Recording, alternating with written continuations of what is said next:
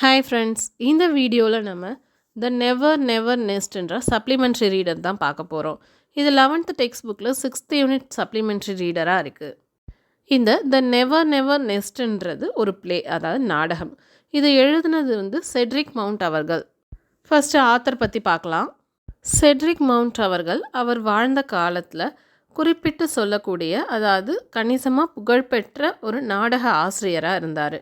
Cedric Mount அவர்கள் சிந்தனையை தூண்டக்கூடிய சில நாடகங்களை எழுதியிருக்காரு.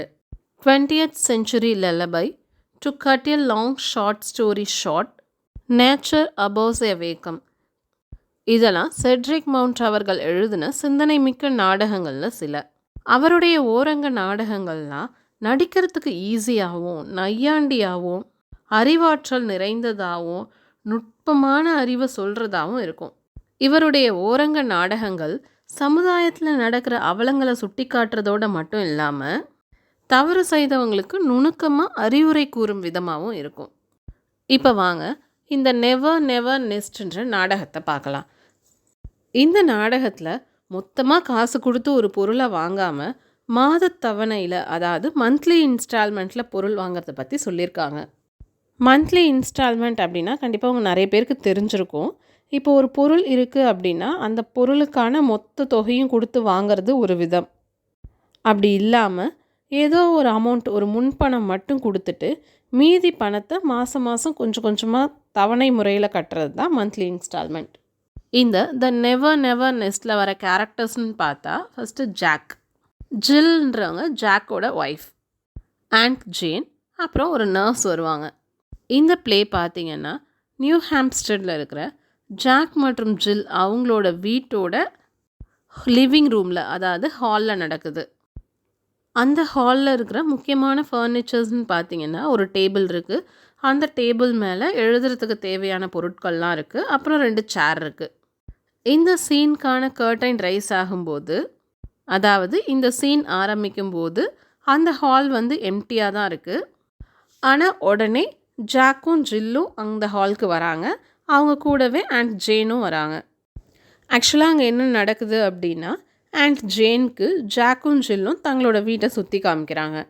ஸோ இப்போ ஆண்ட் ஜேன் வரும்போது ஜில் சொல்கிறாங்க, இதுதான் ஹாலு, லிவிங் ரூம் அப்படின்னு சொல்லிட்டு. அதை பார்த்துட்டு ஆண்ட் ஜேன் சொல்கிறாங்க, சூப்பர், நல்லா வசீகரமாக இருக்குது, நல்ல வசதியான சின்ன ரூமு, இந்த ஃபர்னிச்சர்ஸ்லாமும் ரொம்ப அழகாக இருக்குது அப்படின்னு சொல்கிறாங்க. அதுக்கு ஜாக் சொல்கிறாரு, எங்களுக்கும் பிடிச்சிருந்தது தெரியுமா, உட்காந்து ரேடியோவில் பாட்டு கேட்குறதுக்கு நல்ல வசதியான இடம் அப்படின்னு சொல்கிறாரு.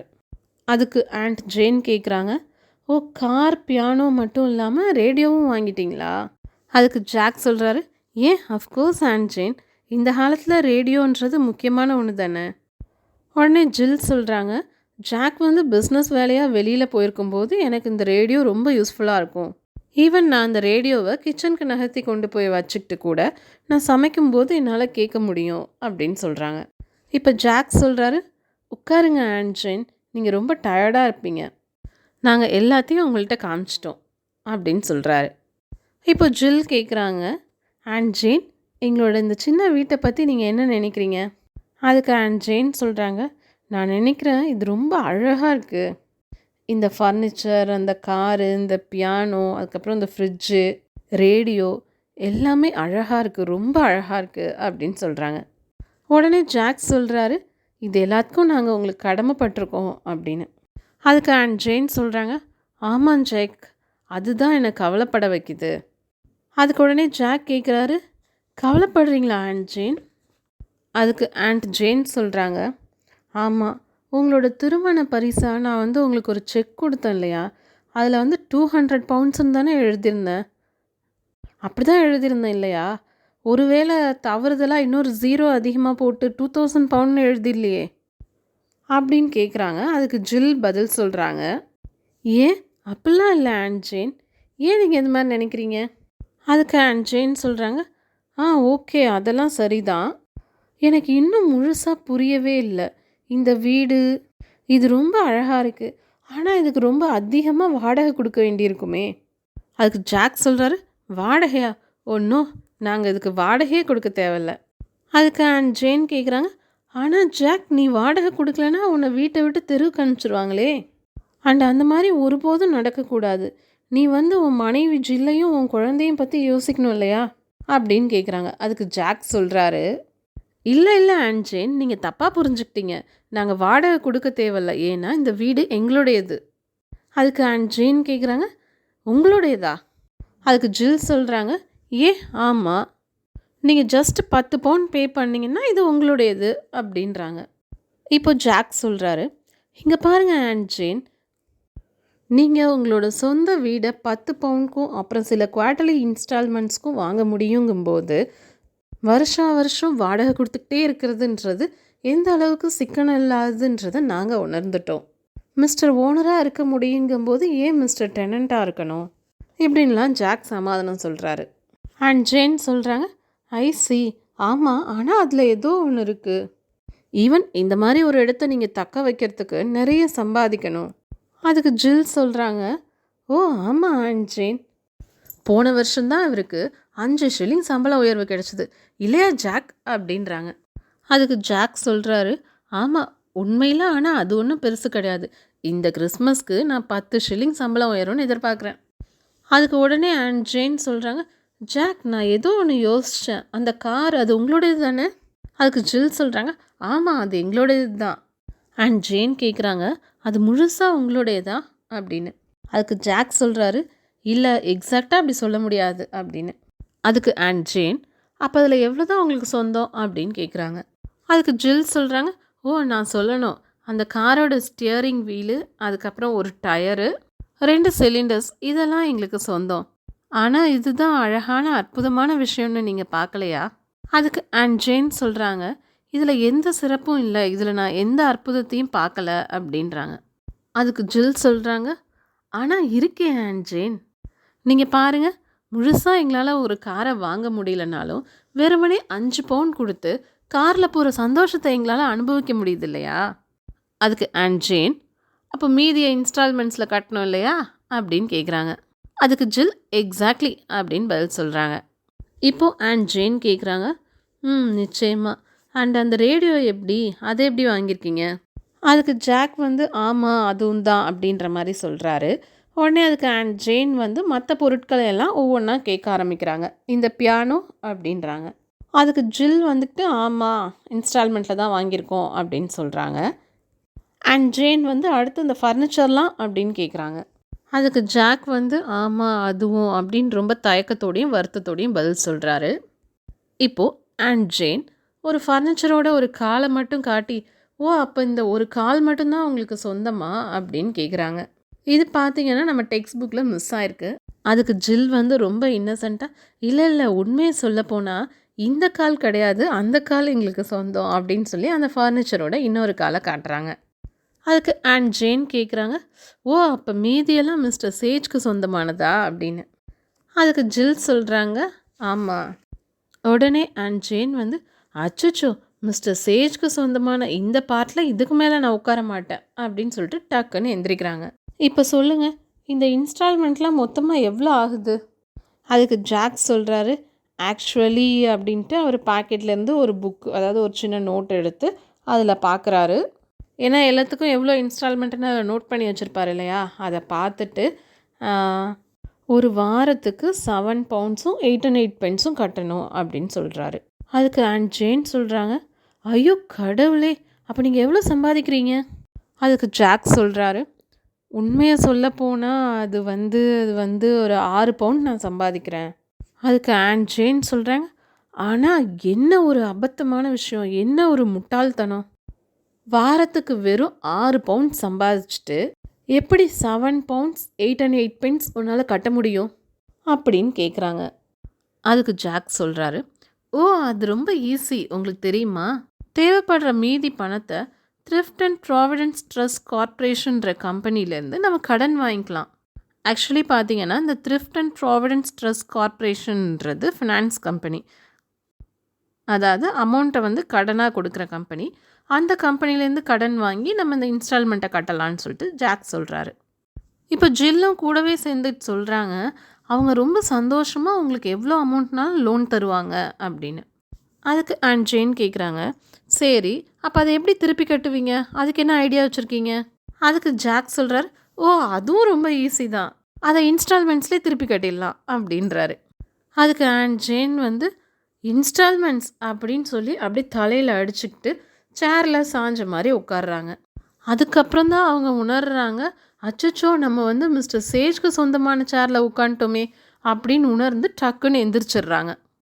அவங்க அப்படி டக்குன்னு எந்திரிச்சத பார்த்துட்டு ஜாக் கேட்குறாரு, "அண்ட் ஜேன் என்னாச்சு? உங்களுக்கு எதுவும் முடியலையா? எதுவும் படுக்கிறீங்களா?" அப்படின்னு கேட்குறாரு. அண்ட் ஜேன் சொல்கிறாங்க, "படுக்கிறதா? என்ன நினச்சிட்ட? யாரோ மிஸ்டர் சேஜோ, மார்க்ஸோ இல்லை ஸ்பென்சரோ இல்லை வேற யாருக்கோ சொந்தமான பெட்டில் நம்பி நான் படுக்கிறதா? இல்லை இல்லை நான் வீட்டுக்கு போகிறேன்" அப்படின்னு சொல்கிறாங்க. ஜில் வந்துட்டு, "ஓ நீங்கள் அவசியம் கிளம்பணுமா?" அப்படின்னு கேட்குறாங்க. அதுக்கு அண்ட் ஜேன் வந்து, "ஆமாம் ஆமாம் நான் கிளம்புறது தான் எனக்கு நல்லதுன்னு நினைக்கிறேன்" அப்படின்னு சொல்கிறாங்க. அதுக்கு ஜாக் சொல்கிறாரு, "ஓ அப்போ வாங்க நான் வந்து என்னோடய காரில் உங்களை ஸ்டேஷனில் ட்ராப் பண்ணுறேன்." அதுக்கு அண்ட் ஜேன் சொல்கிறாங்க, "என்னது வெறுமனே ஒரு டயரு அப்புறம் ஏதோ 2 பேர் சொன்னியே, அது மட்டும் இருக்கிற இந்த காரில் நான் பயணிக்கிறதா? இல்லை வேணாம்ப்பா நன்றி நான் பஸ்லேயே போய்க்கிறேன்" அப்படின்னு சொல்கிறாங்க. அதுக்கு ஜாக் வந்து, "சரி ஓகே நீங்கள் அதை பற்றி அப்படி நினச்சிங்கன்னா சரி" அப்படின்னு சொல்கிறாரு. இப்போது அண்ட் ஜேன் சொல்கிறாங்க, "இப்போ என்னை மன்னிச்சிருங்க, நான் வந்து ரொம்ப ரூடாக ரொம்ப ரஃப்பாக சொல்கிறேன்னு நீங்கள் நினச்சா கூட பரவாயில்ல. உண்மையிலே நீங்கள் வாழுற வாழ்க்கை முறையை பார்க்கும்போது எனக்கு ரொம்ப ஷாக்கிங்காக இருக்குது. நான் என்னுடைய வாழ்க்கையில் ஒரு பென்னி கூட, அதாவது ஒரு பைசா கூட யாருக்கும் கடன் பட்டது கிடையாது. முழு பணத்தையும் கொடுத்து தான் பொருள் வாங்குவேன். அதுதான் என்னோட குறிக்கோள். நீங்களும் அதே மாதிரி இருக்கணும், நீங்களும் அதே மாதிரி செய்யணும்னு தான் நான் எதிர்பார்க்குறேன்" அப்படின்னு சொல்லிக்கிட்டே தன்னோட ஹேண்ட்பேக்கை திறக்கிறாங்க அண்ட் ஜேன். ஹேண்ட்பேக்லேருந்து ஒரு செக் எடுக்கிறாங்க. செக் எடுத்துக்கிட்டே என்ன சொல்கிறாங்கன்னா, "இங்கே பாருங்கள் ஒரு சின்ன செக் கொண்டு வந்திருக்கேன், இது உங்களுக்கு கொடுக்கணுன்னு தான் நான் கொண்டு வந்தேன்" அப்படின்னு சொல்லிக்கிட்டு ஜில்லோட கையில் அந்த செக்கு கொடுக்குறாங்க. "இதை எடுத்துக்கோங்க, இதை வச்சு உங்களோட பில்லை ஏதாவது ஒன்றையாவது கட்டிட்டு அட்லீஸ்ட் ஏதாவது ஒரு பொருள் உண்மையிலே முழுசாக உங்களுக்கு சொந்தம் அப்படின்னு சொல்கிற மாதிரி இருங்க" அப்படின்னு சொல்கிறாங்க. இப்போது ஜில் வந்து கொஞ்சம் சங்கடத்தோடையும் தயக்கத்தோடையும் "தேங்க்யூ அண்ட் ஜேன், ரொம்ப சந்தோஷம்" அப்படின்னு சொல்கிறாங்க. அண்ட் ஜேன் வந்து ஜில் அவங்களோட கையில் அப்படி தட்டி கொடுத்துக்கிட்டே, "நான் இப்போ கிளம்புறேன்" அப்படின்னு சொல்கிறாங்க. உடனே ஜாக் வந்து, "நீங்கள் பஸ் ஏறுற வரைக்கும் நானும் வரேன்" அப்படின்னு சொல்கிறாரு. ஜில் வந்து அண்ட் ஜேனுக்கு குட் பை சொல்லிவிட்டு அவங்க கொடுத்த ப்ரெசன்ட்க்கு ரொம்ப தேங்க்ஸ் சொல்கிறாங்க. அண்ட் ஜேனும் பதிலுக்கு "குட் பை மை டியர்" அப்படின்னு சொல்லிட்டு கிளம்புறாங்க. இப்போது ஜாக்கும் அண்ட் ஜேனும் வெளியில் போயிடுறாங்க. அதாவது ஜாக் வந்து அவங்கள பஸ் ஏற்றி விடுறதுக்காக போகிறார் இல்லையா அப்படின்னு ஆச்சரியமாக சொல்லிட்டு அவசர அவசரமாக டேபிளுக்கு போய் ஒரு கவர் எடுத்து அதில் அட்ரஸ் எழுதுகிறாங்க. ஜில் வந்து அப்படியே அந்த செக்கை பார்க்குறாங்க. 10 பவுண்ட். அந்த செக்கை யாருக்கு கொடுக்கணும்னு எழுதிட்டு தன் பேக்லேருந்து எடுத்த ஒரு பில் கூட அந்த செக்கையும் அந்த கவர் உள்ள வச்சு அந்த கவரை ஒட்டிடுறாங்க. இப்போ காலிங் பில் அடிக்குது. அந்த சமயத்தில் நர்ஸ் வந்து கையில் குழந்தையோட வராங்க. இப்போ ஜில் அந்த நர்ஸ் கிட்ட சொல்கிறாங்க, "ஓ நர்ஸ், நீங்கள் கொஞ்சம் எனக்காக ஓடி போய் இந்த லெட்டரை போஸ்ட் பண்ணிட்டு வந்துடுறீங்களா? அது வரைக்கும் குழந்தைய நான் பார்த்துக்கிறேன்" அப்படின்னு சொல்கிறாங்க. அதுக்கு நர்ஸ் வந்துட்டு, "கண்டிப்பாக மேடம்" அப்படின்னு சொல்லிட்டு தான் கையில் இருந்த குழந்தைய ஜில் கிட்ட கொடுத்துட்டு அந்த லெட்டரை வாங்கிட்டு போகிறாங்க. இப்போது ஜாக் வந்து உள்ளே வராரு. அதாவது அண்ட் ஜேனை பஸ் ஏற்றி விட்டுட்டு ஜாக் உள்ளே வராரு. உள்ளே வந்து சொல்கிறாரு, "அப்பாடா ஒரு வேளையாக அவங்க கிளம்பிட்டாங்க. என்ன தோணன்னு பேசிகிட்டு இருந்தாங்க. இருந்தாலும் நமக்கு ஏதோ கொஞ்சம் பணம் கொடுத்துட்டு போயிட்டாங்க. எவ்வளவு?" அப்படின்னு கேட்குறாரு. அதுக்கு ஜில் 10 பவுண்டுன்னு சொல்கிறாங்க. ஜாக் வந்து விசில் அடிச்சுக்கிட்டே ரொம்ப சந்தோஷமாக, "ஓ பரவாயில்லையே, அந்த 10 பவுண்டை வச்சுக்கிட்டு காருக்கு 2 மாதம் இன்ஸ்டால்மெண்ட் கட்டிடலாம்" அப்படின்னு ரொம்ப சந்தோஷப்படுறாரு. அதுக்கு ஜில் வந்து அப்படியே கொஞ்சம் பயந்துக்கிட்டே, "அது முடியாதே" அப்படின்னு சொல்கிறாங்க. அதுக்கு ஜாக் வந்து "ஏன் முடியாது?" அப்படின்னு கேட்குறாரு. அதுக்கு ஜில் சொல்கிறாங்க, "நான் ஏற்கனவே அந்த பணத்தை வேற ஒன்று கொடுத்துட்டேன். இப்போ தான் நர்ஸ் வந்து ஜஸ்ட் அதை போஸ்ட் பண்ண போயிருக்காங்க" அப்படின்னு சொல்கிறாங்க. அதுக்கு ஜாக் வந்து, "சரி ஓகே தட்ஸ் ஆல் ரைட், பரவாயில்ல. யாருக்கு அதை அனுப்பிச்ச?" அப்படின்னு கேட்குறாரு. அதுக்கு ஜில் சொல்கிறாங்க, "டாக்டர் மார்ட்டினுக்கு" அப்படின்னு. உடனே ஜாக் வந்து, "என்னது டாக்டர் மார்ட்டினுக்கு கொடுத்துட்டியா? உனக்கு என்ன ஆச்சு? எதனால் இதை போய் டாக்டர் மார்ட்டினுக்கு கொடுத்து விட்ட?" அப்படின்னு ஜாக் வந்து கொஞ்சம் கோவமாக கேட்குறாரு.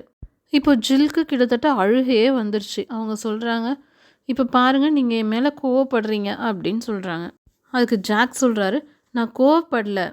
ஆனால் ஏன் இவ்வளோ பணத்தை டாக்டருக்கு கொடுத்து வேஸ்ட் பண்ண? டாக்டர்லாம் உடனே பணத்தை செட்டில் பண்ணணும்னு எதிர்பார்க்க மாட்டாங்க. ஜில் வந்து அப்படியே கொஞ்சம் தேம்பி அழுதுகிட்டே சொல்கிறாங்க. ஆனால் நீங்கள் புரிஞ்சிக்கவே மாட்டேன்றீங்க. அதுக்கு ஜாக் கேட்குறாரு, என்னத்தை புரிஞ்சுக்கணும்? அதுக்கு ஜில் சொல்கிறாங்க, ஏன் ஜஸ்ட் இன்னும் ஒரு இன்ஸ்டால்மெண்ட் தான், அதை கட்டி முடிச்சிட்டோம் அப்படின்னா இந்த குழந்தை உண்மையிலே நம்மள்தாயிடும் அப்படின்னு சொல்கிறாங்க. ஜில் வந்து கொஞ்சம் பரிதாபமாக அந்த குழந்தைய வச்சிட்ருக்காங்க. இதோட இந்த நாடகம் முடியுது. ஸோ இப்போ இதில் இந்த கடைசியாக என்ன சொல்ல வராங்க, இந்த குழந்தை வந்து உண்மையிலே நம்மள்தாயிடும் அப்படின்னா என்ன மீன் பண்ணுறாங்கன்னா, ஈவன் இவங்க டெலிவரி பார்த்த ஹாஸ்பிட்டலில் கூட ஹாஸ்பிட்டல் பில்லை இன்ஸ்டால்மெண்ட்டில் பே பண்ணுறதா தான் அக்ரி பண்ணியிருக்காங்க. பணம் கிடைச்சதும் வேலையாக ஜில் வந்து அந்த டாக்டர் ஃபீஸை பே பண்ணணும் அப்படின்னு சொல்லிட்டு அதை அனுப்பிச்சி வச்சிடுறாங்க. ஸோ இந்த கதையிலேருந்து என்ன சொல்ல வராங்கன்னா, லைஃப்பில் எல்லாத்தையும் இன்ஸ்டால்மெண்ட் சொல்லிட்டு தம் வரவுக்கு மீறி இன்ஸ்டால்மெண்ட்டில் எல்லாத்தையும் வாங்கி குவிக்கக்கூடாது. நம்மளால் எவ்வளோ திருப்பி பே பண்ண முடியும், என்ன பண்ணலாம் அப்படின்ற எல்லாத்தையும் அனலைஸ் பண்ணி தேவையானதை மட்டும் வாங்கி நல்லபடியாக வாழணுன்றது தான் இன்டைரக்டாக இதில் சொல்கிறாங்க.